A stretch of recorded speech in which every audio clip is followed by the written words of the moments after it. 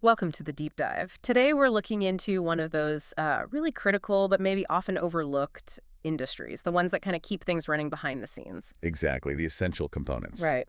And specifically, we're diving deep into the specialized world of the global military vehicle tires market. hmm Now, you might be thinking, tires? Really? How specialized is that? But honestly, military vehicle tires, they're a whole different ballgame. Oh, absolutely. Not like your car tires at all. Not even close. I mean, they have to handle extreme combat scenarios, massive weights, really tough terrain, and often they need to keep going even if they get damaged. Yeah, things like run flat tech or special compounds for freezing cold or scorching desert heat. Precisely. So our mission today, using the big Global Military Vehicle Tires Market Report 2025 from Cognitive Market Research, is to pull out the key insights for you, give you a quick but solid grasp of this sector. Let's do it. Yeah, so let's unpack this.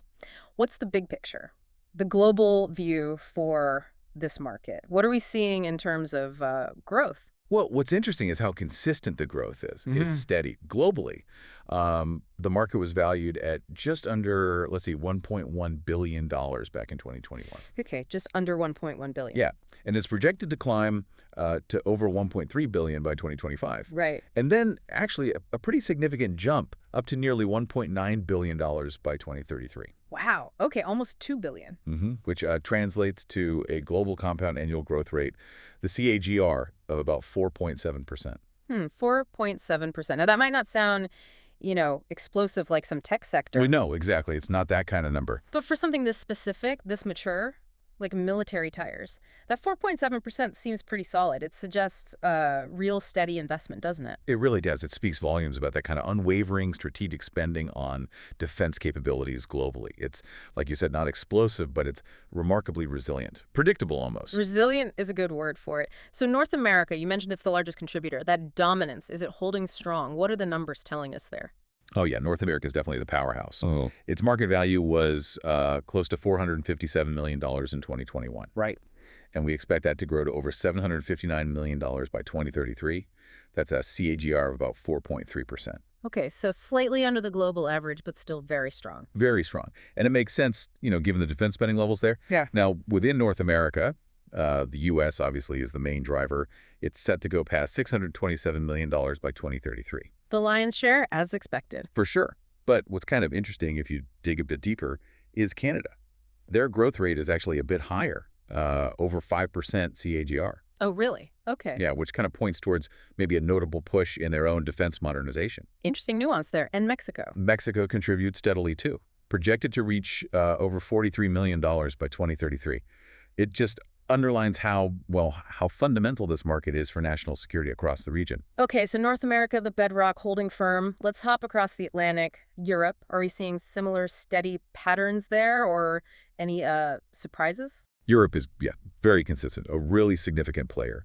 Its total market size around $261 million in 2021. Okay. And that's expected to grow to over $432 million by 2033. So the CGR is quite similar to North America, actually, just over 4.3%. Very steady then. Very steady. But what is striking in Europe is Germany. Ah. Yeah, Germany's got one of the highest regional PGRs. They're over 5%. Over 5%. Wow. Which suggests, pretty robust investment, maybe even accelerated modernization of their ground forces. Could be geopolitical factors at play there. Makes sense, given the current climate. What about the UK and France? Also solid growth. The UK market expected to hit over $66 million by 2033. And France, around $64 million.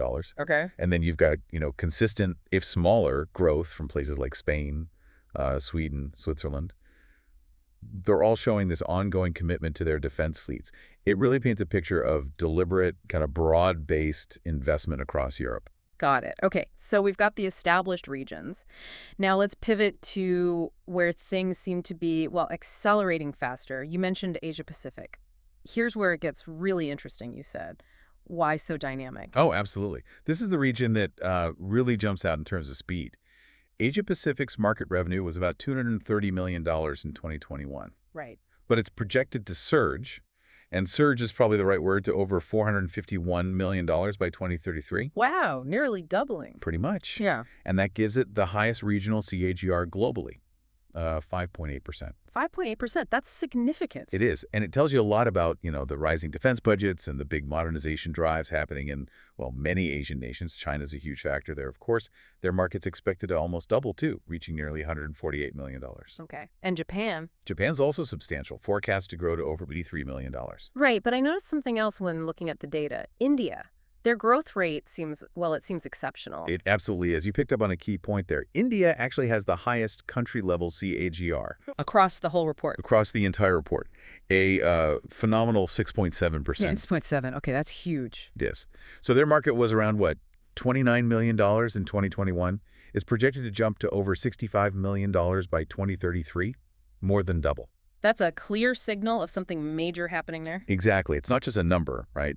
It reflects a really significant strategic push by India to bolster its domestic defense capabilities, modernize its vehicles. And it's not just India and China? No, we also see strong growth coming out of Singapore and across Southeast Asia generally. It points to this wider trend of defense buildup and focus on regional security. Fascinating how tire sales can reflect these big geopolitical shifts. Okay, let's swing over to South America. Is it a similar story of accelerating growth, or are there different dynamics? South America is definitely showing rising demand. The market there is projected to hit nearly $110 million by 2033. Okay. And it's growing at a pretty strong clip, too, a 5% CAGR. So faster than North America or Europe, actually. Yeah, slightly faster. Brazil, as you'd probably expect, holds the largest share. Their market's expected to grow to over $39 million. Right. But Argentina really catches the eye again, with a particularly strong CAGR over 5.5%. Another standout growth rate? Mm-hmm.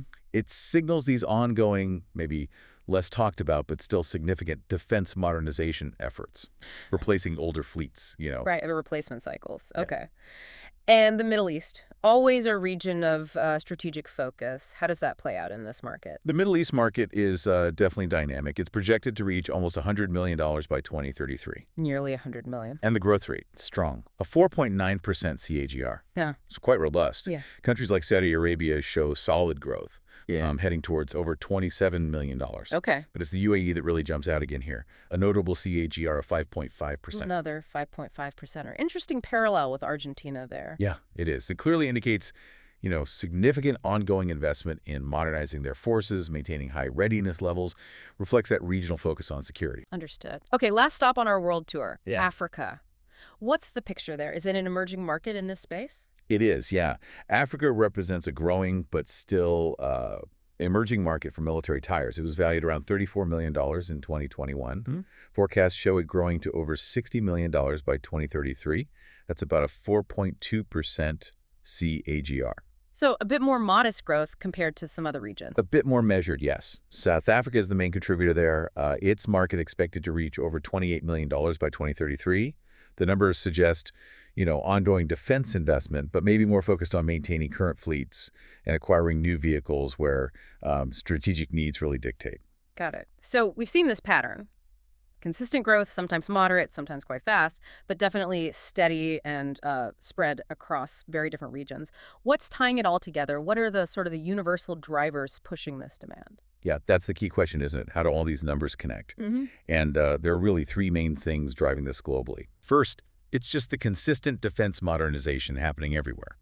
Countries are always upgrading fleets, replacing old vehicles, getting new ones with better capabilities. And every new vehicle needs new tires. Exactly. Yeah. Specialized tires for its specific role.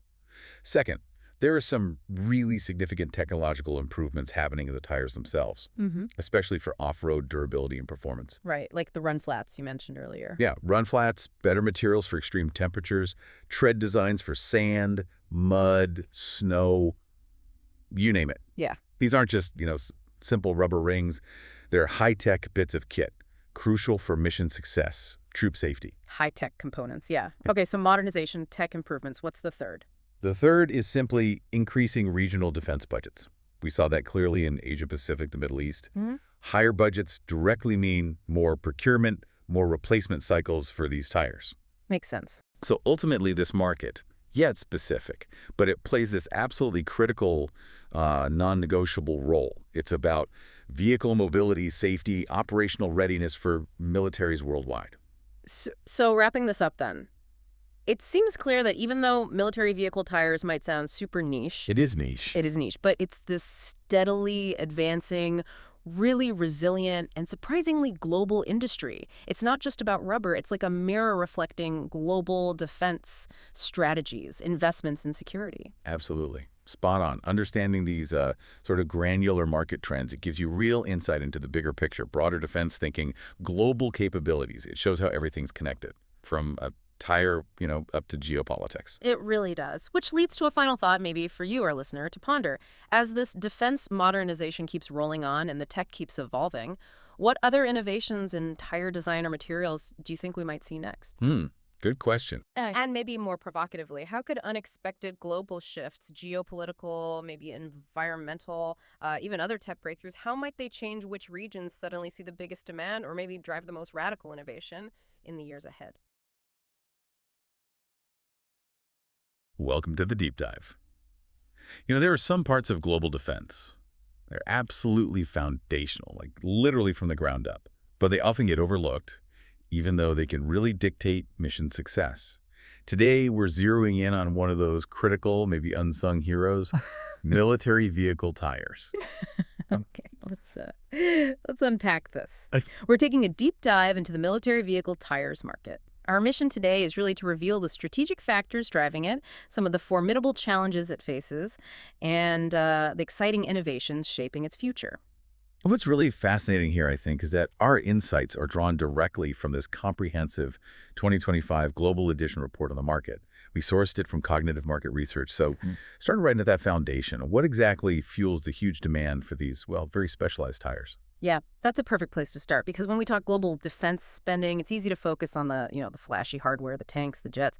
But how does that directly translate to demand for something like a tire? What's the link between the surge in budgets and modernization programs? Well, it translates directly because those sophisticated assets, your armored vehicles, combat trucks, the big logistics transport fleets, they are utterly dependent on rugged, highly durable tires. They absolutely need to withstand extreme conditions. Think scorching desert heat, freezing Arctic missions. This dependency means a nation's military readiness can actually be, well, bottlenecked by the quality and sheer availability of its tires. It's not just mobility, it's about making the whole defense setup resilient, right down to the ground it operates All on. right, so it's making sure that multi-million-dollar piece of equipment can actually move and do its job when it counts. Yeah. And beyond just the general upgrades, I'd imagine the environments themselves demand even more specific capabilities. Precisely. Yeah, there's a growing and very specific demand for all-terrain and crucially run-flat capabilities. Military vehicles, they often operate in incredibly unpredictable places. Mountains, thick jungles, vast deserts, even complex urban battlefields. In those situations, failure just isn't an option. Tires have to perform under extreme pressure, resist punctures, and critically, keep rolling even after taking damage.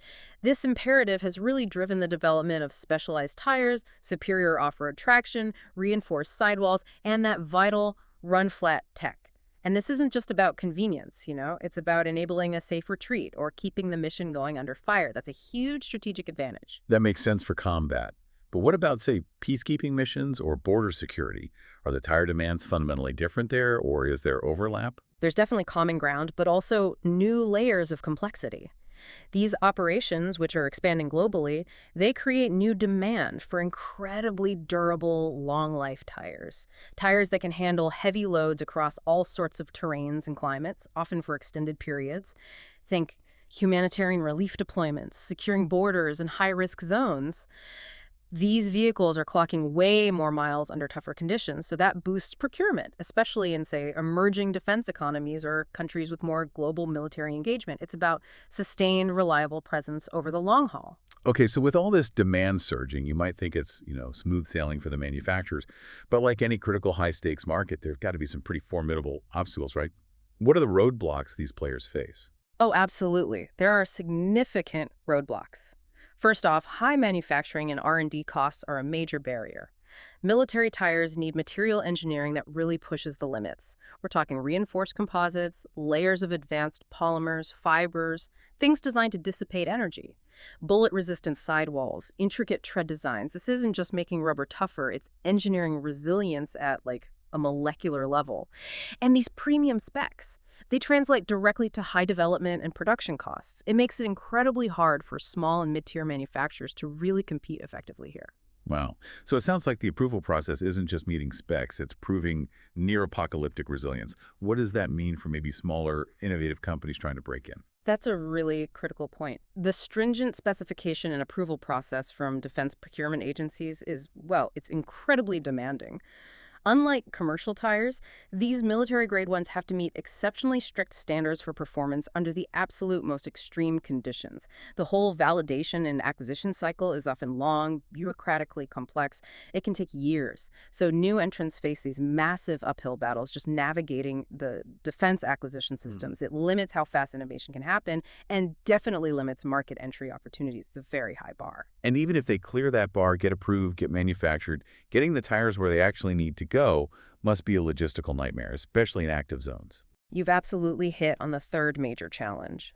Supply chain and logistical hurdles, particularly in conflict zones. Supplying replacement tires in remote or war-torn regions needs incredibly coordinated logistics, and that can be severely hampered by, poor infrastructure, sanctions, or just active conflict. These delays can critically affect deployment schedules, mission performance. So the logistical nightmare of tire supply isn't just some procurement headache. It directly impacts battlefield maneuverability, the ability to sustain operations. It can dictate the pace and reach of military action itself. That's a crucial insight. The rubber literally meets the road, or maybe doesn't, when logistics falter. But okay, even with these massive challenges, this market isn't just sitting still. There must be some incredible innovations paving the way forward. What's on the horizon? Yeah, definitely. One of the most exciting, I think, is the adoption of smart tires. Tires equipped with embedded sensors. These next-gen tires allow real-time monitoring of critical things like tire pressure, temperature, even tread wear. And the benefits are pretty clear. Enhanced safety, reduced downtime, predictive maintenance, all essential for keeping vehicles combat ready, especially, during those extended missions in remote areas. That's fascinating. A tire that basically tells you how it's doing in real time. Mhm. How does that change maintenance? And more importantly, mission safety in those tough spots. Yeah. It's a potential game changer for operational efficiency. You move from reactive repairs, fixing flats, to proactive maintenance, knowing before it fails. Another really notable trend is the growing emphasis on sustainability and retreading practices.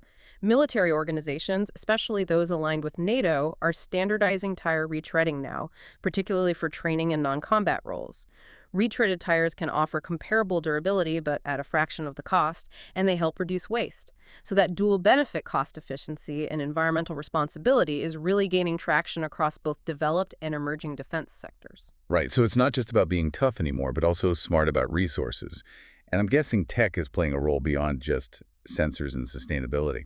Absolutely. The rise of unmanned ground vehicles, UGVs, that's opening entirely new frontiers for tire design. These things are lightweight, agile, often stealthy, and they're playing bigger roles in recon, logistics, even combat support. So manufacturers are now developing highly customized tires just for UGVs. They're focusing on specific needs like noise reduction, better traction for their weight, compact sizing. It's paving the way for really niche product development in military robotics. It's almost like moving from one big, tough tire to a whole ecosystem of specialized feet for different robots. Okay, so wrapping this up, what does all this mean for the military vehicle tires market overall? Well, it's clearly evolving. It's this dynamic mix of traditional defense needs meeting next-gen innovation. Growth seems steady, driven by global military investments, sure, but there's challenges in cost, compliance, logistics. They're still shaping the competitive landscape in a big way. Yeah, and at the same time, these trends like smart tires, sustainability, the UGV customization, they're signaling a really transformative decade ahead for the industry. So here's a final thought for you listening. How might these seemingly small but actually critical advancements in tire technology ripple outwards? How could they influence larger military strategies, maybe even geopolitical landscapes in the years to come?